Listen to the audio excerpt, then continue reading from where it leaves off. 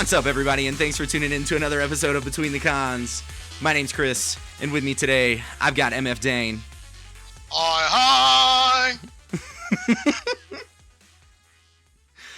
It's like, that reminded me of, like, yo-ho. That's exactly what I was going for. It was just like, yo-ho! Nailed it. Hi! Starting to infringe on Mr. Naughty List's intro thing. Ahoy! Steal all of them. Steal all of them. Not Just stereotypes, man. give a really long, awkward pause, and then shoot a finger gun, and you can be just like the outlaw. Just... Yeah.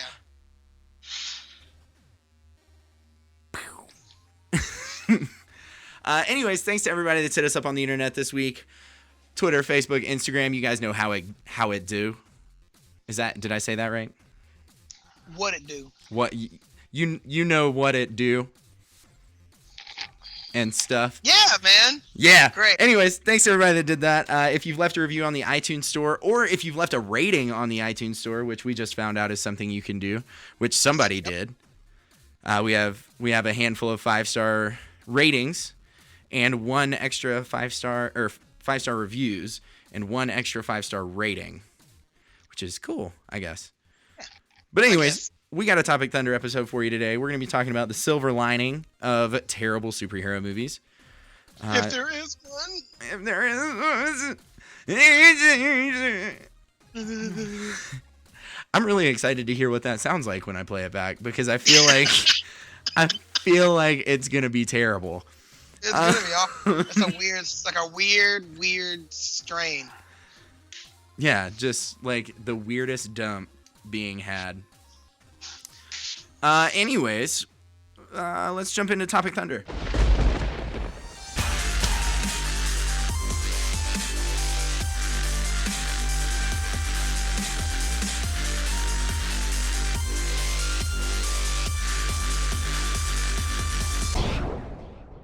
So, as I said, we're talking about the silver lining of terrible superhero movies.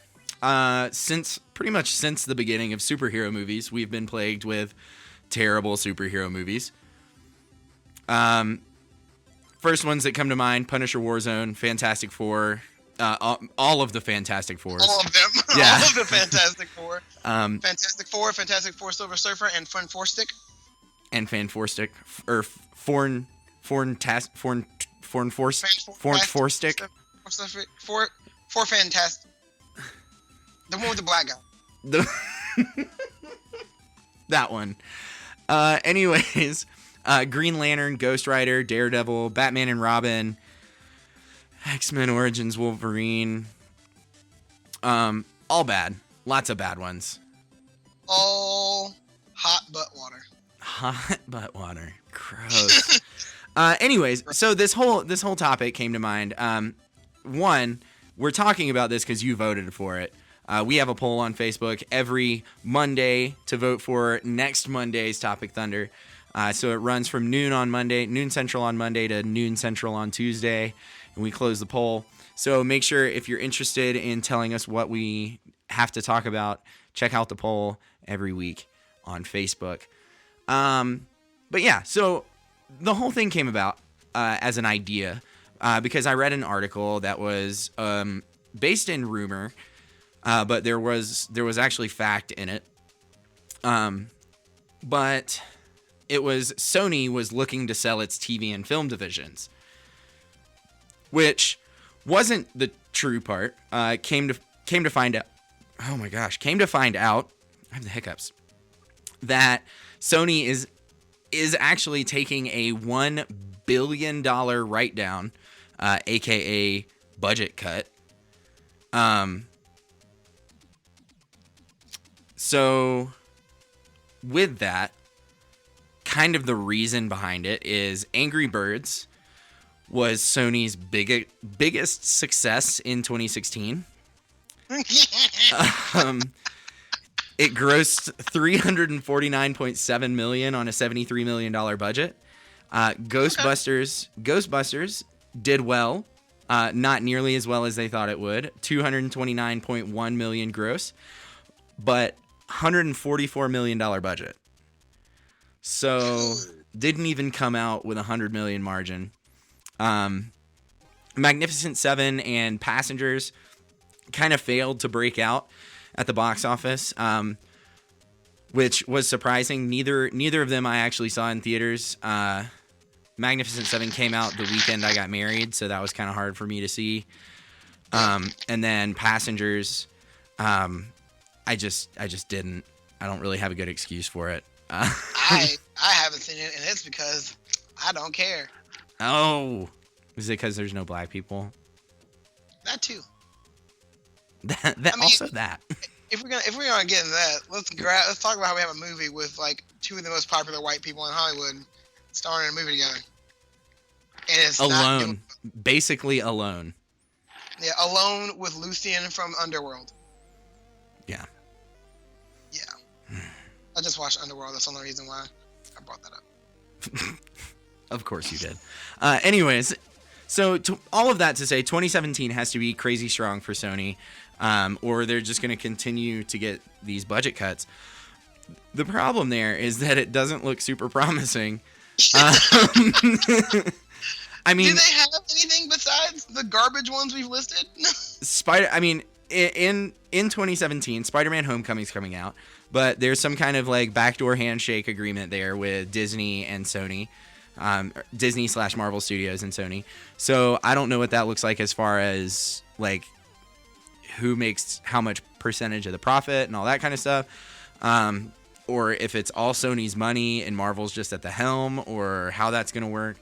But that should be a good chunk of change. Smurfs: The Lost Village. Smurfs: The Lost Village is coming out for some reason. Yeah.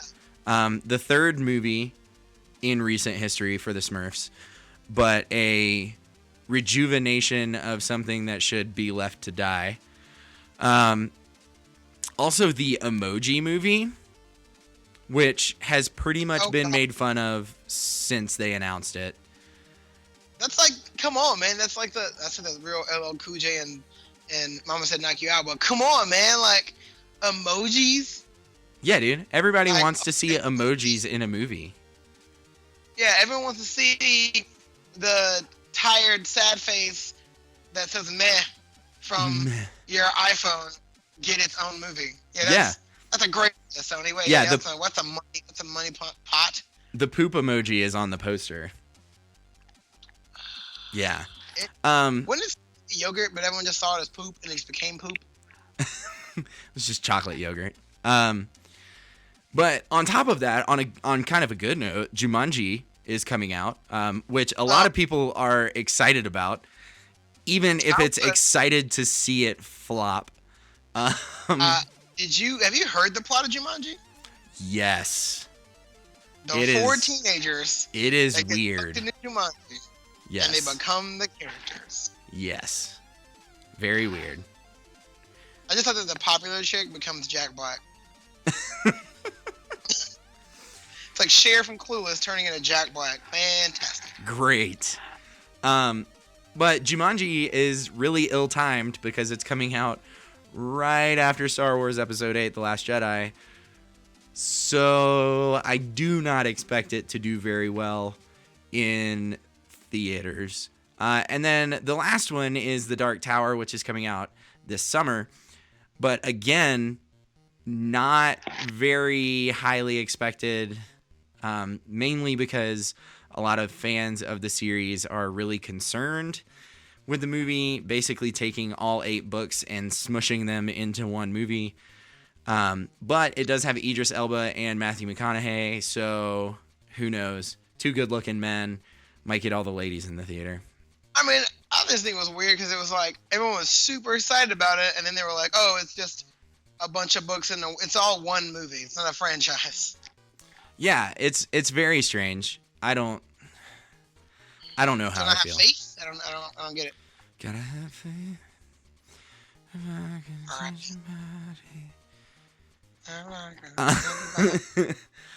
Anyways. You're gonna have faith.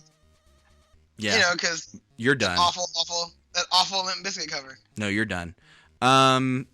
So the silver lining here kind of starts with this thought. Let's pretend that Sony has to sell its film division. that means that the Fantastic Four and Spider-Man are back safe at home with Marvel. Oh my god. I just realized. Excited. How many villains? Oh, yeah. And all of the villains that are cross heroes. Yeah. Oh, yeah. Go. Yeah, we might actually see like a real Galactus that isn't a cloud. Could you imagine that in Guardians of the Galaxy? Like a giant. I mean, the headpieces would be looking dumb in a movie, but a giant, scary monster-like person that's just like a devourer of worlds. Yes, of course. Who wouldn't? Who wouldn't? A peon. Exactly. A peon wouldn't. Exactly. But we talked a long time ago in episode 2, Middle of Earth, about the MCU and where all the rights lay for all of the Marvel characters as far as film rights go from back when Marvel almost filed Marvel did file bankruptcy. So if you're interested in checking out where all the different characters lie, go check out that episode 2. The conversation around this particular MCU scenario starts at around like the 20-25 minute mark, something like that. So you can check that out. But with the silver lining, we talked a couple weeks ago about like why we love nerd stuff, and the stuff that we love is weird.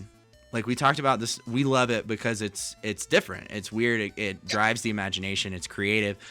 The thing is like that doesn't appeal to everybody, and we have to be okay with that. And what we have to really be okay with is the stuff that we love being changed to appeal to everybody. That way it makes like more sense as opposed to, why did this person do that thing? I don't really understand. Yeah, so like something that comes to mind is like Ghost Rider. Ghost Rider, they changed it pretty heavily so that it wasn't like directly dealing with hell and demons and like literal hell. I guess it's okay. Yeah, which okay, fine, but like I know that that's pretty off-putting to the general audience and a little tough for some people to swallow. But it's that kind of stuff. Like we have to be okay with stuff being changed, but like when stuff gets changed too much, let's say like Fantastic Four, the new one, like stuff got changed too much, and it was impossible to enjoy. It was impossible to follow. Yeah, so that's kind of where we have to say, like, okay, this stuff has to change, and we have to accept that, and we have to accept it as its own universe. But at the same time, like, if you change it too much, we will hate you. Yeah. Like, let's be real. Okay, we're not talking about Human Torch being changed, because that's not even really important. It's like how they went to the negative zone. I guess it was the negative zone. Right. Doom becoming this weird cyborg sex mannequin thing. And then all of a sudden, oh, he's got this giant laser beam. Yeah. That's going into the sky. Like in every other weird superhero movie. That makes sense. I just love the fact that Dr. Doom was overly powered, like super OP, and they just punch him a bunch and win. Makes total sense. Makes perfect sense to me. It does not.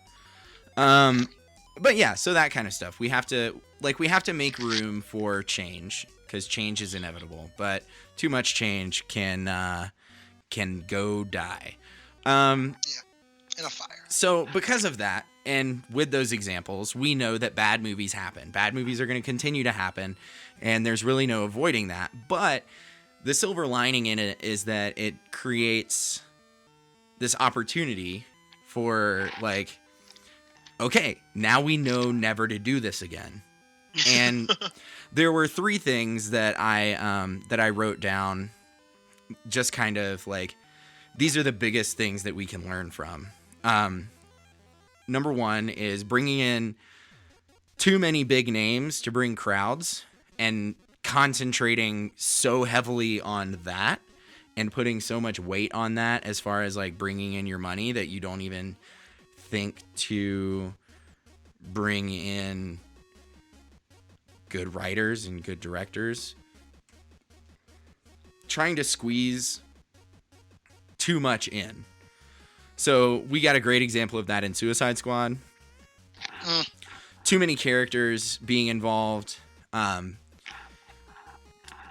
heavily. So we had four main characters that it followed most closely, but then we had these like side origin backstory like info dumps that no one really cared about. Yeah. And then another thing is too much change. So we talked about that just now in Fantastic Four. Like, nobody wants that. But, like, I think those are the biggest things. Like, when I think of bringing in too many names, like Zack Snyder, Ben Affleck, Amy Adams, Henry Cavill? Yeah, Cavill. Those are big names, all brought in for Batman vs. Superman: Dawn of Justice, and that movie sucked. It was not a good time. And it was just like, boring. We're going to have all of these big characters. We're going to put this guy that did probably, arguably, the most fan-centric comic book movie in The Watchmen. Put him at the helm of this movie, so all the like diehard comic book fans are going to come because they're going to know that it's going to be good. And then we're going to bring Ben Affleck in, who's been in like every movie ever since 1995. And then we're going to bring in like all of a sudden stop sucking. Yeah, and we're going to bring in Amy Adams, who's this like smoking hot redhead who's got like a couple big time nominations and wins under her belt in the awards department. And then Henry Cavill, who is this like dashing, good looks, tall, dark, and handsome, very well known but still on the rise, who just had this epic hit in The Man from U.N.C.L.E. and bring him in and we're just going to make this movie.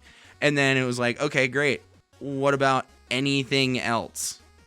Yeah, that's kind of the same with Suicide Squad. It was like, we got Margot Robbie, who's like one of the big it-name actresses right now after doing like Wolf of Wall Street and all those other movies. And it's like, yo, we got Will Smith in our movie, guys. We got that guy from Insurgent. It's like, oh yeah, we also got, Kickin' Wing from Joe Dirt. He's only in for 5 minutes, but, go for it. Yeah, so it's like, I think that's big. I mean, Jared Leto, the Joker. Even in like the Marvel universe, that happened. That happens. Like Ryan Reynolds, bringing him in to play Wade Wilson in a pretty pivotal role in the first real X-Men standalone movie. Or not X-Men, Wolverine standalone movie. Bringing him in to do that. I mean, obviously, with the X-Men, they have a lot of restrictions on backstory because it kind of pulls from characters that they don't have the rights to. But that does not excuse what they did to Wade Wilson or the Weapon X program at all. I mean, it's even similar to to Iron Man 2. Yeah. Like they're like, Mickey Rourke's gonna be in this one now as our bad guy because he's like on the rise again. And Whiplash, Whiplash is an awesome villain, and they made him some weird like butthurt Russian competition of Stark Industries. Yeah, and then like who was it? And then Sam Rockwell as Justin Hammer. Like he was probably the better part of that entire movie. I want so bad for Sam Rockwell to come back. Like just so he can redeem himself. Because Justin Hammer, he is really so much better than that. I know, but I laughed because as soon as he came out as Justin Hammer, I was like, he really Sam Rockwell all over this role, didn't he? he has to dance to to a funk song in every movie. That's in his contract, isn't it? I bet it is. It's like his green room. That's like his green room. He doesn't have a green room clause. He just has a dance to a funk song clause.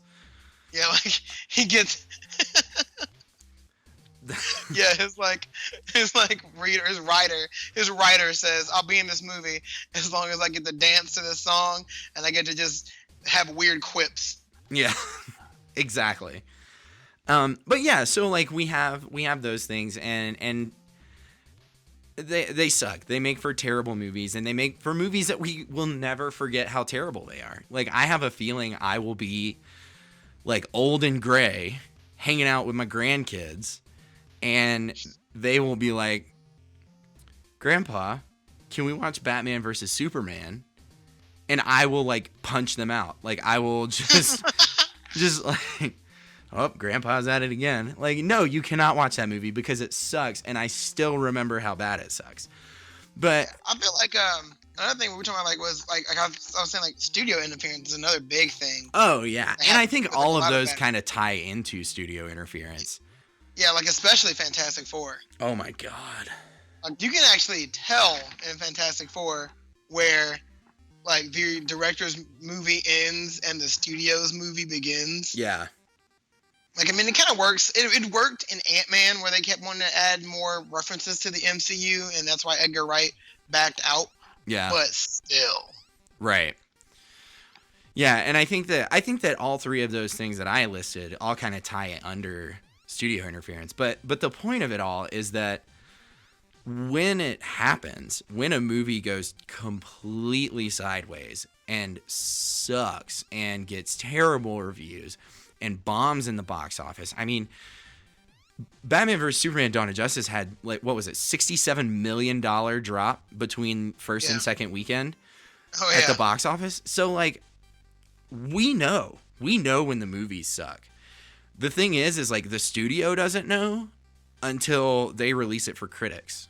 And then they really don't know until they release it for general audience.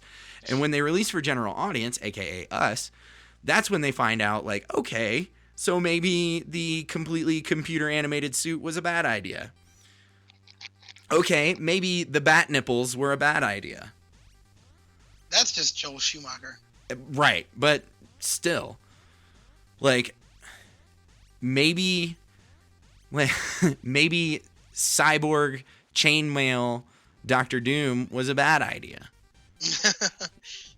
Maybe all of Ben Affleck's Daredevil was a bad idea.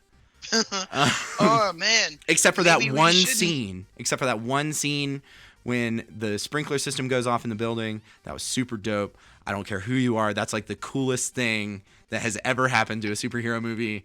I loved that. Maybe we shouldn't just let Nicolas Cage go banana sandwich in his acting. Oh, maybe we should not make this second Punisher movie. So, but like, maybe, God, now I'm thinking about Ghost Rider 2. We can say, like, we can go all day on this right now. This but how like, insane Nicolas Cage was in that movie, though. The point, like, it was like, I think he literally lost his mind. he for real cracked. But the rider scratching at the door. What is going on in this movie? But the point of it is all like, we have to watch bad movies. We have to tell the studios they're bad. Because when we get bad movies and we say, hey, Sony, hey, Fox, hey, Marvel, hey, DC, this movie blows. It's at that point that they're like, okay, what was so bad about it? This was bad about it. This was bad about it. This was bad about it.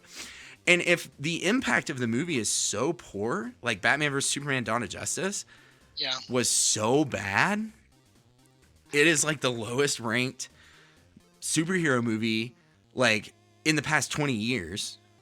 And like, that was a huge deal. Yeah. So huge flop.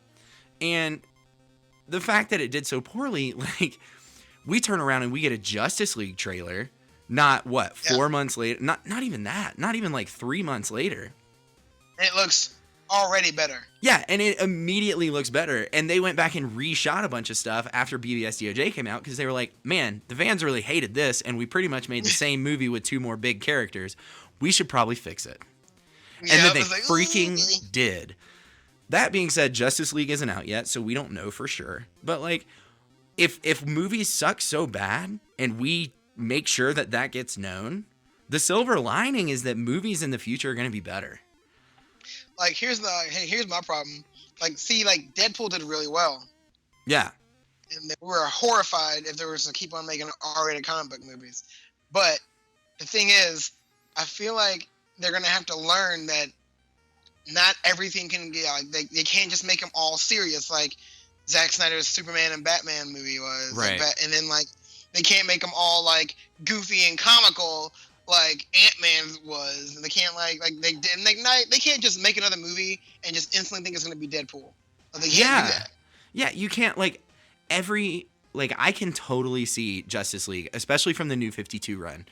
I can totally see Justice League being, like, an action comedy. Yeah. Kind of, like, not necessarily, like, Hot Fuzz or something like that, but, like, the Justice League New 52, like, they just riff on each other the whole freaking time. Yeah, like, they just comparing, like, serious moments to, like, funny moments in New 52 JLA is like one serious moment for every, like, 20 hilarious moments. So I can totally see that working, but at the same time, like, can you imagine if Captain America: The First Avenger was a comedy? No, see? Like, that would have sucked. It would have been terrible. Yeah. Like, I think you have to play to your material. Like Logan.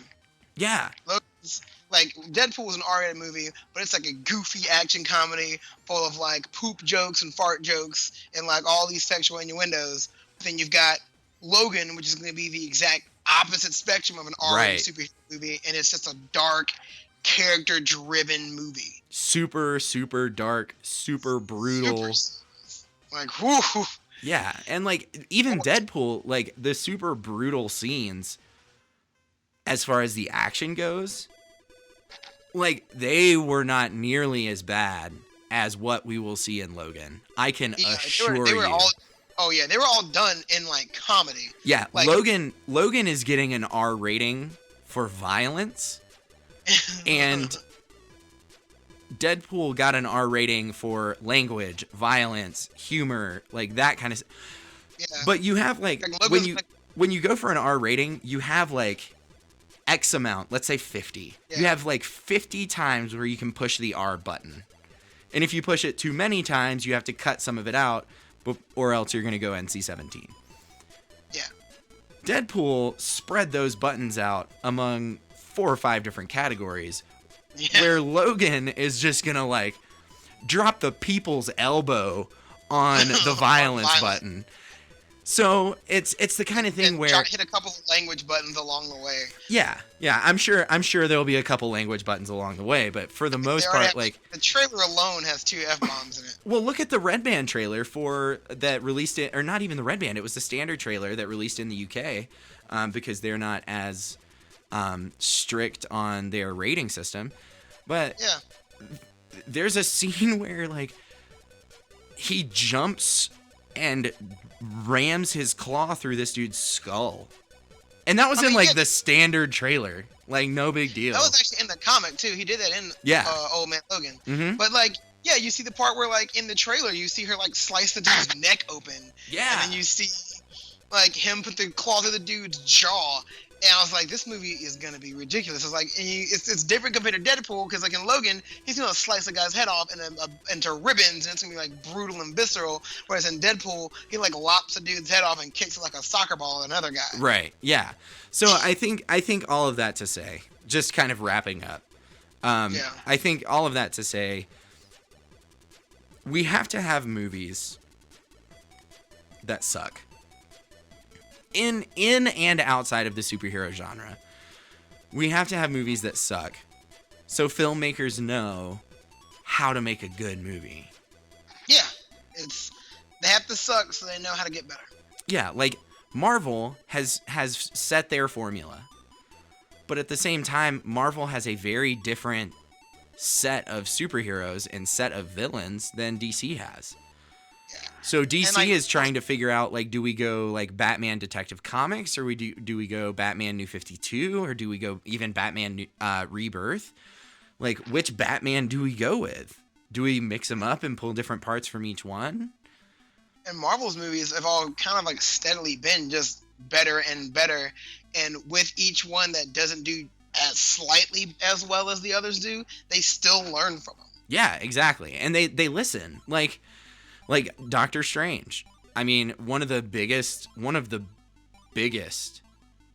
cries against that movie is like, you went way too hard and fast into this whole like other dimension thing, and they kind of rushed. Yeah, and not everybody followed it. Like, that was, if you go look at like critics reviews of Doctor Strange, that's their biggest complaint, is it rushed so fast into the other dimensions that like nobody was able to keep up. And that being said, they referenced the fact that in the new one, in Doctor Strange, I think they referenced the fact that instead of there being this giant city-destroying catastrophe that happens that he has to prevent, he gets there at the end of the catastrophe, everything's destroyed, and he just happens to reverse time and make it all better again. Right. Yeah, and I think the biggest thing is like, filmmakers have to learn from their mistakes. Superhero genre has never in history been what it is today. Yeah. And that being said, tomorrow you can say the same thing. It has never been what it is today. And it's going to be like that until whatever flame starts to dwindle on this genre. But I think it's something that is going to be really great. I think that we will have some pretty serious duds along the way. But I'm confused. I'm waiting for the first real Marvel dud. Yeah. The biggest thing that's going to happen from that is that the next movie with that title, or under that title, is going to be excellent. Yeah. And that's one thing that we have to have faith in and that we have to trust. We kind of missed the mark there, DC, with Man of Steel and Batman vs. Superman: Dawn of Justice. Not a lot of people. Style over substance. They were really pretty. Yeah, not a lot of people really liked Man of Steel. Movies. Not a lot of people liked Man of Steel, and they tried to change it up for Batman vs. Superman and introduce a little bit more of like, a little bit more character development and a little bit more like depth. And they overshot and they went way too deep, and they made it so deep that nobody cared. Yeah.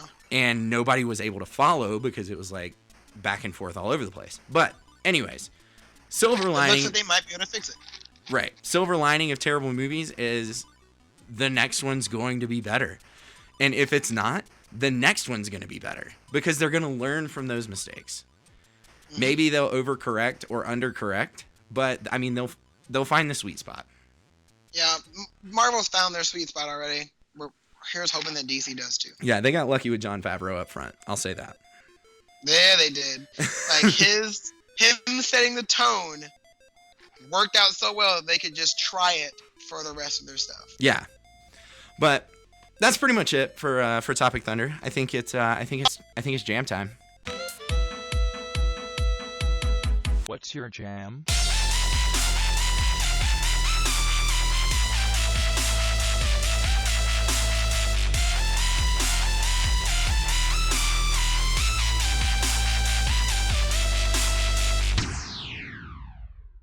So Dane, what's your jam?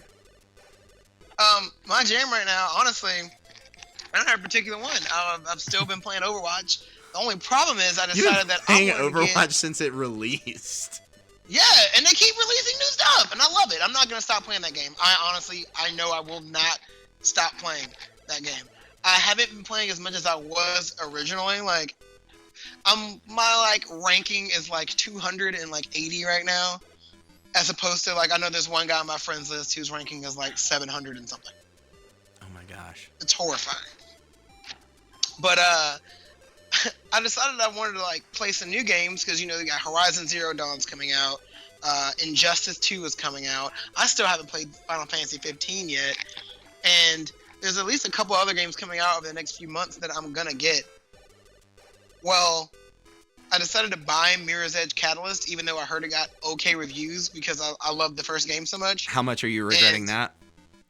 I don't. so far it's okay. It's like Meh. I paid like $15 for it, and I got $15 Worth of of game. a game There you worth go. of game, and I'm still playing it, still fun. I don't get why all of the abilities that I had in the first game have to be unlocked in this game.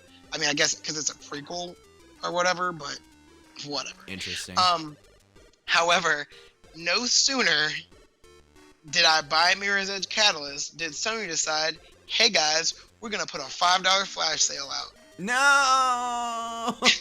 I bought Payday 2 Crime Wave Edition, Assassin's Creed Chronicles China and India, The Legend of Korra, and the Lego Batman. Oh my gosh. I had a fight to not like rebuy Tomb Raider and a couple other games. I was just like, I can't. And then, like, no sooner did that happen, like the Injustice 2 beta came out, and then the For Honor beta came out, and now on Friday the Ghost Recon Wildlands beta comes out. So many games. So many games. This is the most first world problem I've ever had in my life. Like, I am just flabbergasted. Like, I literally will sit down for an hour and in that hour play 3 separate games. That is a good problem to have. It is. It's a good problem to have, but my jam right now is just too many games. Also, another jam of mine. So a couple episodes ago, I talked about how much I love watching Bob Ross, and it's great to fall asleep to. Yep. Well, I have found a brand new thing that's just as good as Bob Ross to fall asleep to, and apparently it's been a hit in Norway for years. And it's just now gotten to Netflix in America, and it's called Slow TV. I think you have talked to me about this. And I posted about it on Facebook not too long ago, actually, but it is the most ridiculous thing ever. It is basically, it's not the same as that ASMR stuff I talked about a while back. It's basically just something super slow happening on television. Like, the first episode I watched of it, and I fell asleep to, and I've still been watching, is just a train ride from Bergen to Oslo in Norway. That's amazing. So, and you can't watch, if you watch the whole thing, bravo to you, I'll be impressed. It's just 7 hours of a train ride. There's 2 or 3 episodes that are just a fireplace crackling. Oh my god. There are 2 episodes that are like 3 hours, and it's just like knitting classes. What? Yes. There's one that's like a boat ride on a canal.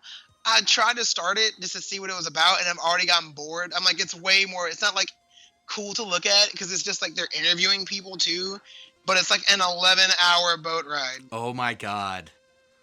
There's one, and I think I've fallen asleep enough times to the train ride to have seen different parts of that train ride, and I'm done with it.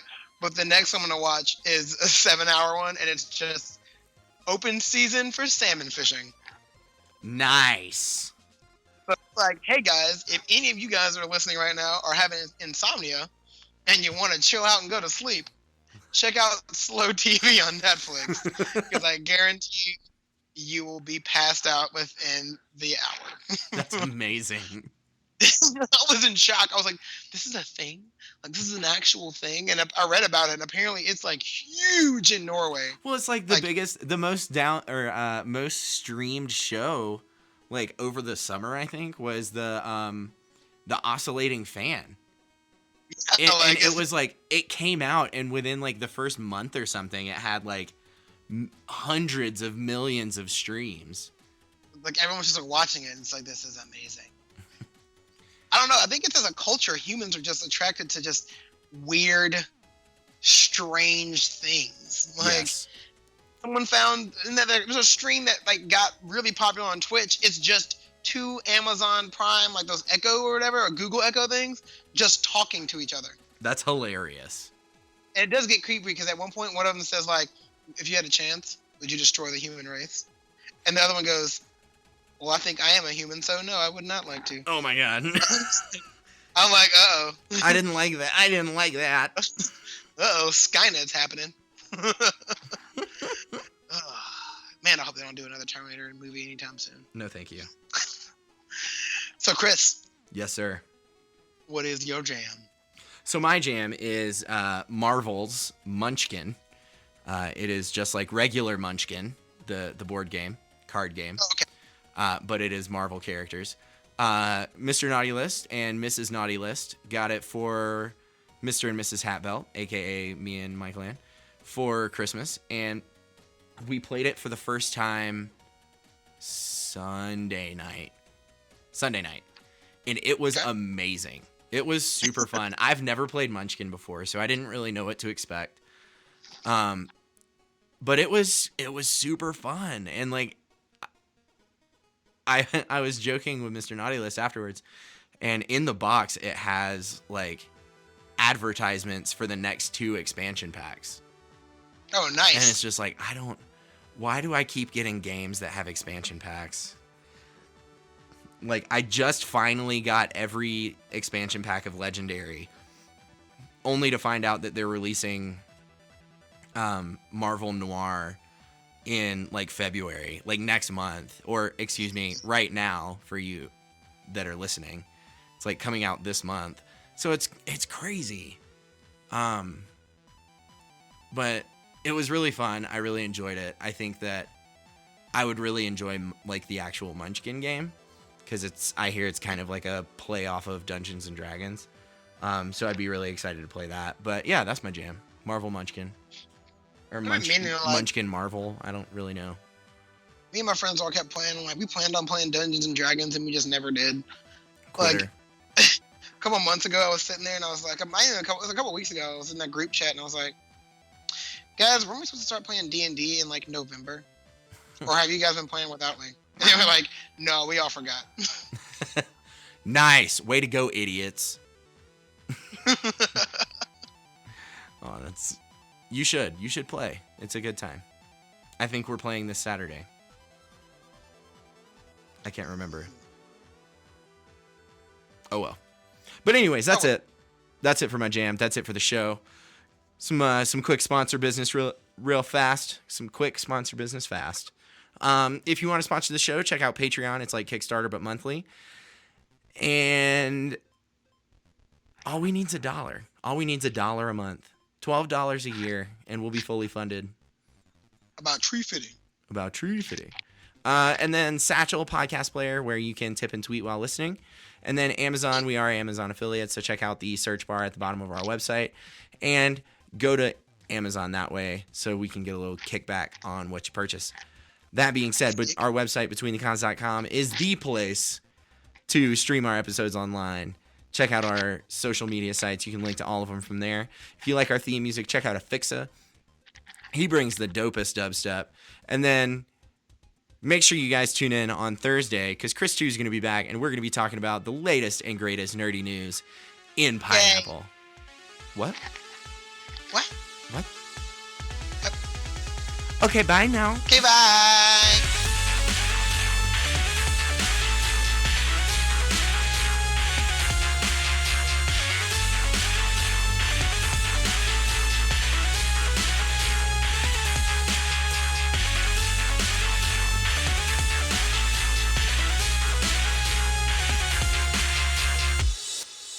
It's really cool.